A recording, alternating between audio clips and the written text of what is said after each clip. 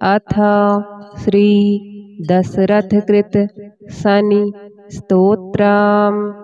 नमः कृष्णाय नीलाय सितिकण्ठनिभाय च नमः कालाग्निरूपाय कृतान्ताय च वै नमः।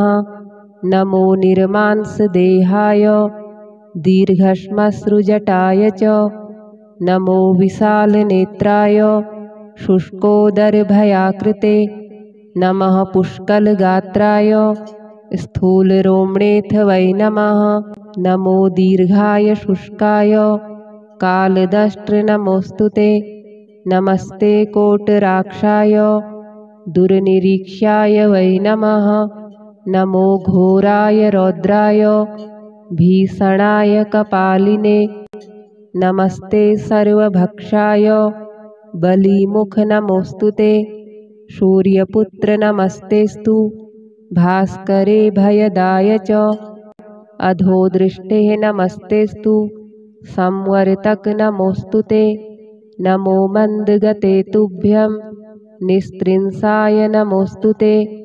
तपसा दग्धदेहाय नित्यं योगरताय च नमो नित्यं क्षुधार्ताय अतृप्ताय च वै नमः। ज्ञानचक्षुर्नमस्तेस्तु कश्यपात्मजसूनवे तुष्टो ददासि वैराज्यं रुष्टो हरसि तत्क्षणात्। देवासुरमनुष्याश्च सिद्धविद्याधरोरगाः त्वया विलोकिताः सर्वे नाशं यान्ति समूलतः। प्रसादं कुरु मे सौरे वरदो भव भास्करे। एवं स्तुतस्तदा सौरिर्गृहराजो महाबलः। दशरथ उवाच प्रसन्नो यदि मे सौरे वरं देहि ममेप्सितम्। अद्य प्रभृति पिङ्गाक्ष पीडा देया न कस्यचित्। नमः कृष्णाय नीलाय सितिकण्ठनिभाय च नमः कालाग्निरूपाय कृतान्ताय च वै नमः। नमो निर्मांसदेहाय दीर्घश्मश्रुजटाय च नमो विशालनेत्राय शुष्कोदरभयाकृते नमः पुष्कलगात्राय स्थूलरोम्णेऽथ वै नमः।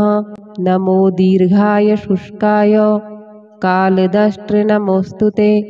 नमस्ते कोटराक्षाय दुर्निरीक्ष्याय वै नमः। नमो घोराय रौद्राय भीषणाय कपालिने नमस्ते सर्वभक्षाय बलिमुख नमोऽस्तुते।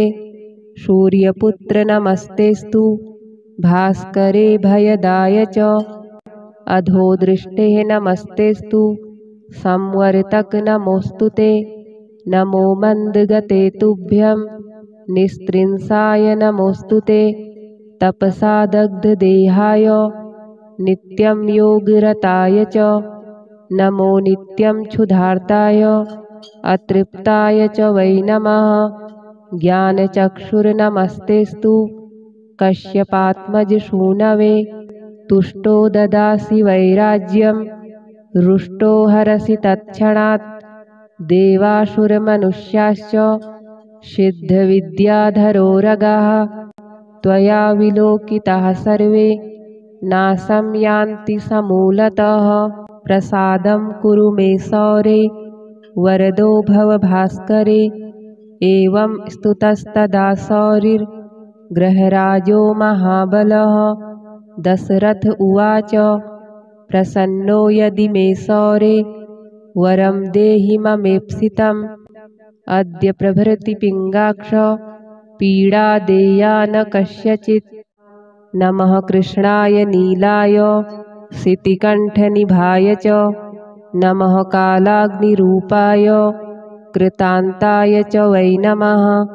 नमो निर्मांसदेहाय दीर्घश्मश्रुजटाय च नमो विशालनेत्राय शुष्कोदरभयाकृते नमः पुष्कलगात्राय स्थूलरोम्णेऽथ वै नमः।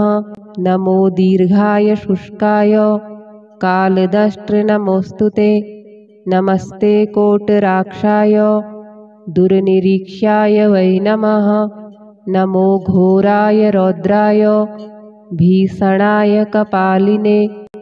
नमस्ते सर्वभक्षाय बलिमुख नमोऽस्तु ते। सूर्यपुत्र नमस्तेस्तु भास्करे भयदाय च। अधोदृष्टे नमस्तेस्तु संवर्तक नमोऽस्तु ते। नमो मन्दगते तुभ्यं निस्त्रिंसाय नमोऽस्तु ते। तपसा दग्धदेहाय नित्यं योगरताय च। नमो नित्यं क्षुधार्ताय अतृप्ताय च वै नमः। ज्ञानचक्षुर्नमस्तेस्तु कश्यपात्मज सूनवे। तुष्टो ददासि वैराज्यं रुष्टो हरसि तत्क्षणात्। देवासुरमनुष्याश्च सिद्धविद्याधरोरगाः त्वया विलोकिताः सर्वे नाशं यान्ति समूलतः। प्रसादं कुरु मे सौरे वरदो भव भास्करे। एवं स्तुतस्तदा सौरिर्ग्रहराजो महाबलः। दशरथ उवाच प्रसन्नो यदि मे सौरे वरं देहि ममेप्सितम्। अद्य प्रभृति पिङ्गाक्ष पीडा देया न कस्यचित्। नमः कृष्णाय नीलाय सितिकण्ठनिभाय च। नमः कालाग्निरूपाय कृतान्ताय च वै नमः। नमो निर्मांसदेहाय दीर्घश्मश्रुजटाय च। नमो विशालनेत्राय शुष्कोदरभयाकृते। नमः पुष्कलगात्राय स्थूलरोम्णेऽथ वै नमः। नमो दीर्घाय शुष्काय कालदष्ट्र नमोऽस्तु ते। नमस्ते कोटराक्षाय दुर्निरीक्ष्याय वै नमः। नमो घोराय रौद्राय भीषणाय कपालिने। नमस्ते सर्वभक्षाय बलिमुख नमोऽस्तु ते। सूर्यपुत्र नमस्तेस्तु भास्करे भयदाय च। अधोदृष्टे नमस्तेस्तु संवर्तक नमोऽस्तु ते। नमो मन्दगते तुभ्यं निस्त्रिंसाय नमोऽस्तु ते। तपसा दग्धदेहाय नित्यं योगरताय च। नमो नित्यं क्षुधार्ताय अतृप्ताय च वै नमः। ज्ञानचक्षुर्नमस्तेस्तु कश्यपात्मज सूनवे। तुष्टो ददासि वैराज्यं रुष्टो हरसि तत्क्षणात्। देवासुरमनुष्याश्च सिद्धविद्याधरोरगाः त्वया विलोकिताः सर्वे नाशं यान्ति समूलतः। प्रसादं कुरु मे सौरे वरदो भव भास्करे। एवं स्तुतस्तदा सौरिर्ग्रहराजो महाबलः। दशरथ उवाच प्रसन्नो यदि मे सौरे वरं देहि ममेप्सितम्। अद्य प्रभृति पिङ्गाक्ष पीडा देया न कस्यचित्। नमः कृष्णाय नीलाय सितिकण्ठनिभाय च। नमः कालाग्निरूपाय कृतान्ताय च वै नमः। नमो निर्मांसदेहाय दीर्घश्मश्रुजटाय च।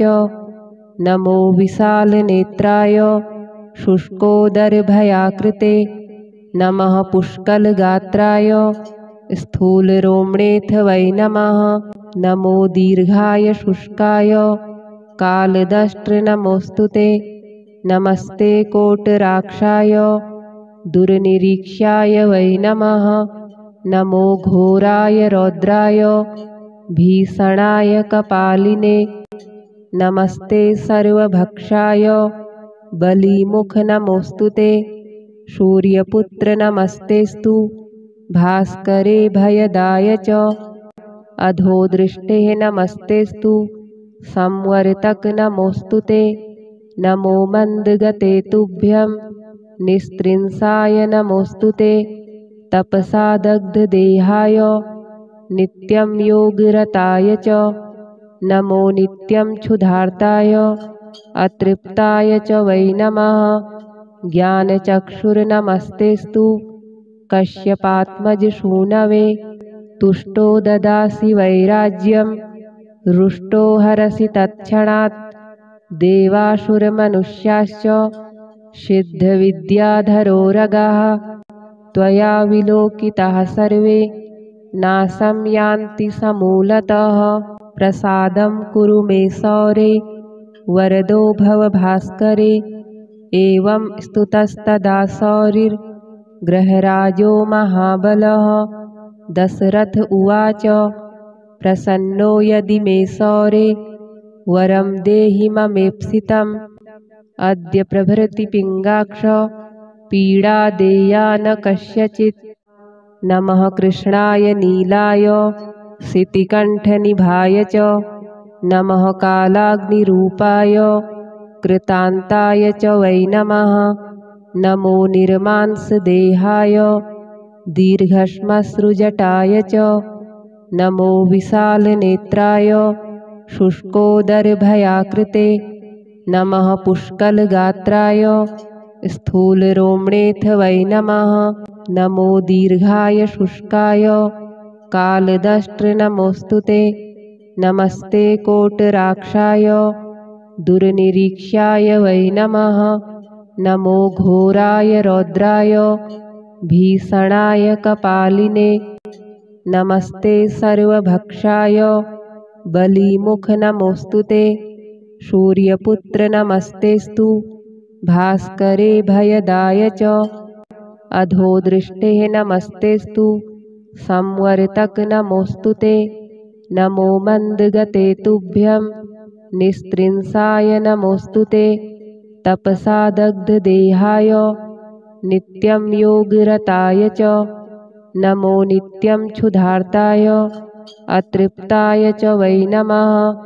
ज्ञानचक्षुर्नमस्तेस्तु कश्यपात्मजसूनवे तुष्टो ददासि वैराज्यं रुष्टो हरसि तत्क्षणात्। देवासुरमनुष्याश्च सिद्धविद्याधरोरगाः त्वया विलोकिताः सर्वे नाशं यान्ति समूलतः। प्रसादं कुरु मे सौरे वरदो भव भास्करे। एवं स्तुतस्तदा सौरिर्ग्रहराजो महाबलः। दशरथ उवाच प्रसन्नो यदि मे सौरे वरं देहि ममेप्सितम्। अद्य प्रभृति पिङ्गाक्ष पीडा देया न कस्यचित्। नमः कृष्णाय नीलाय सितिकण्ठनिभाय च नमः कालाग्निरूपाय कृतान्ताय च वै नमः। नमो निर्मांसदेहाय दीर्घश्मश्रुजटाय च नमो विशालनेत्राय शुष्कोदरभयाकृते। नमः पुष्कलगात्राय स्थूलरोम्णेऽथ वै नमः। नमो दीर्घाय शुष्काय कालदष्ट्र ते। नमस्ते कोटराक्षाय दुर्निरीक्ष्याय वै नमः। नमो घोराय रौद्राय भीषणाय कपालिने। नमस्ते सर्वभक्षाय बलिमुख ते। सूर्यपुत्र नमस्तेस्तु भास्करे भयदाय च। अधोदृष्टे नमस्तेस्तु संवर्तक ते। नमो मन्दगते तुभ्यं निस्त्रिंसाय ते। तपसा दग्धदेहाय नित्यं योगरताय च नमो नित्यं क्षुधार्ताय अतृप्ताय च वै नमः।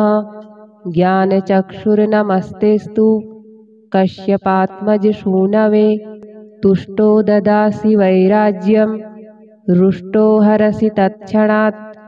देवासुरमनुष्याश्च सिद्धविद्याधरोरगाः त्वया विलोकिताः सर्वे नाशं यान्ति समूलतः।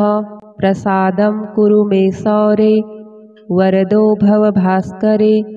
एवं स्तुतस्तदा सौरिर्ग्रहराजो गृहराजो महाबलः दशरथ उवाच प्रसन्नो यदि मे सौरे वरं देहि ममेप्सितम् अद्य प्रभृति पिङ्गाक्ष पीडा देया न कस्यचित्। नमः कृष्णाय नीलाय सितिकण्ठनिभाय च नमः कालाग्निरूपाय कृतान्ताय च वै नमः। नमो निर्मांसदेहाय दीर्घश्मश्रुजटाय च नमो विशालनेत्राय शुष्कोदरभयाकृते नमः पुष्कलगात्राय स्थूलरोम्णेऽथ वै नमः। नमो दीर्घाय शुष्काय कालदष्ट्र नमोऽस्तु ते। नमस्ते कोटराक्षाय दुर्निरीक्ष्याय वै नमः। नमो घोराय रौद्राय भीषणाय कपालिने नमस्ते सर्वभक्षाय बलिमुख नमोऽस्तु ते। सूर्यपुत्र नमस्तेस्तु भास्करे भयदाय च अधोदृष्टे नमस्तेस्तु संवर्तक नमोऽस्तु ते। नमो मन्दगते तुभ्यं निस्त्रिंसाय नमोऽस्तु ते। तपसा दग्धदेहाय नित्यं योगरताय च नमो नित्यं क्षुधार्ताय अतृप्ताय च वै नमः। ज्ञानचक्षुर्नमस्तेस्तु कश्यपात्मजसूनवे तुष्टो ददासि वैराज्यं रुष्टो हरसि तत्क्षणात्। देवासुरमनुष्याश्च सिद्धविद्याधरोरगाः त्वया विलोकिताः सर्वे नाशं यान्ति समूलतः। प्रसादं कुरु मे सौरे वरदो भव भास्करे। एवं स्तुतस्तदा सौरिर्गृहराजो महाबलः दशरथ उवाच प्रसन्नो यदि मे सौरे वरं देहि ममेप्सितम् अद्य प्रभृति पिङ्गाक्ष पीडा देया न कस्यचित्। नमः कृष्णाय नीलाय सितिकण्ठनिभाय च नमः कालाग्निरूपाय कृतान्ताय च वै नमः। नमो निर्मांसदेहाय दीर्घश्मश्रुजटाय च नमो विशालनेत्राय शुष्कोदरभयाकृते नमः पुष्कलगात्राय स्थूलरोम्णेऽथ वै नमः। नमो दीर्घाय शुष्काय कालदष्ट्र नमोऽस्तु ते। नमस्ते कोटराक्षाय दुर्निरीक्ष्याय वै नमः। नमो घोराय रौद्राय भीषणाय कपालिने नमस्ते सर्वभक्षाय बलिमुख नमोऽस्तु ते। सूर्यपुत्र नमस्तेस्तु भास्करे भयदाय च अधोदृष्टे नमस्तेस्तु संवर्तक नमोऽस्तु ते। नमो मन्दगते तुभ्यं निस्त्रिंसाय नमोऽस्तु ते। तपसा दग्धदेहाय नित्यं योगरताय च नमो नित्यं क्षुधार्ताय अतृप्ताय च वै नमः। ज्ञानचक्षुर्नमस्तेस्तु कश्यपात्मजसूनवे तुष्टो ददासि वैराज्यं रुष्टो हरसि तत्क्षणात्। देवासुरमनुष्याश्च सिद्धविद्याधरोरगाः त्वया विलोकिताः सर्वे नाशं यान्ति समूलतः। प्रसादं कुरु मे सौरे वरदो भव भास्करे।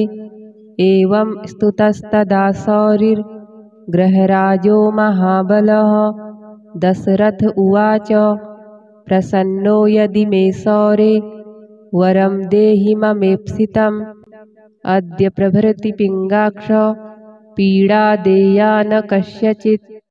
नमः कृष्णाय नीलाय सितिकण्ठनिभाय च नमः कालाग्निरूपाय कृतान्ताय च वै नमः। नमो निर्मांसदेहाय दीर्घश्मश्रुजटाय च नमो विशालनेत्राय शुष्कोदरभयाकृते नमः पुष्कलगात्राय स्थूलरोम्णेऽथ वै नमः। नमो दीर्घाय शुष्काय कालदष्ट्र नमोऽस्तु ते। नमस्ते कोटराक्षाय दुर्निरीक्ष्याय वै नमः। नमो घोराय रौद्राय भीषणाय कपालिने। नमस्ते सर्वभक्षाय बलिमुख नमोऽस्तु ते। सूर्यपुत्र नमस्तेस्तु भास्करे भयदाय च। अधोदृष्टे नमस्तेस्तु संवर्तक नमोऽस्तु ते। नमो मन्दगते तुभ्यं निस्त्रिंसाय नमोऽस्तु ते। तपसा दग्धदेहाय नित्यं योगरताय च। नमो नित्यं क्षुधार्ताय अतृप्ताय च वै नमः। ज्ञानचक्षुर्नमस्तेस्तु कश्यपात्मज सूनवे। तुष्टो ददासि वैराज्यं रुष्टो हरसि तत्क्षणात्। देवासुरमनुष्याश्च सिद्धविद्याधरोरगाः त्वया विलोकिताः सर्वे नाशं यान्ति समूलतः। प्रसादं कुरु मे सौरे वरदो भव भास्करे। एवं स्तुतस्तदा सौरिर्गृहराजो महाबलः। दशरथ उवाच प्रसन्नो यदि मे सौरे वरं देहि ममेप्सितम्। अद्य प्रभृति पिङ्गाक्ष पीडा देया न कस्यचित्। नमः कृष्णाय नीलाय सितिकण्ठनिभाय च। नमः कालाग्निरूपाय कृतान्ताय च वै नमः। नमो निर्मांसदेहाय दीर्घश्मश्रुजटाय च। नमो विशालनेत्राय शुष्कोदरभयाकृते। नमः पुष्कलगात्राय स्थूलरोम्णेऽथ वै नमः। नमो दीर्घाय शुष्काय कालदष्ट्र नमोऽस्तु ते। नमस्ते कोटराक्षाय दुर्निरीक्ष्याय वै नमः। नमो घोराय रौद्राय भीषणाय कपालिने। नमस्ते सर्वभक्षाय बलिमुख नमोऽस्तु ते। सूर्यपुत्र नमस्तेस्तु भास्करे भयदाय च। अधोदृष्टे नमस्तेस्तु संवर्तक नमोऽस्तु ते। नमो मन्दगते तुभ्यं निस्त्रिंसाय नमोऽस्तु ते। तपसा दग्धदेहाय नित्यं योगरताय च। नमो नित्यं क्षुधार्ताय अतृप्ताय च वै नमः। ज्ञानचक्षुर्नमस्तेस्तु कश्यपात्मज सूनवे। तुष्टो ददासि वैराज्यं रुष्टो हरसि तत्क्षणात्। देवासुरमनुष्याश्च सिद्धविद्याधरोरगाः त्वया विलोकिताः सर्वे नाशं यान्ति समूलतः। प्रसादं कुरु मे सौरे वरदो भव भास्करे। एवं स्तुतस्तदा सौरिर्गृहराजो महाबलः। दशरथ उवाच प्रसन्नो यदि मे सौरे वरं देहि ममेप्सितम्। अद्य प्रभृति पिङ्गाक्ष पीडा देया न कस्यचित्।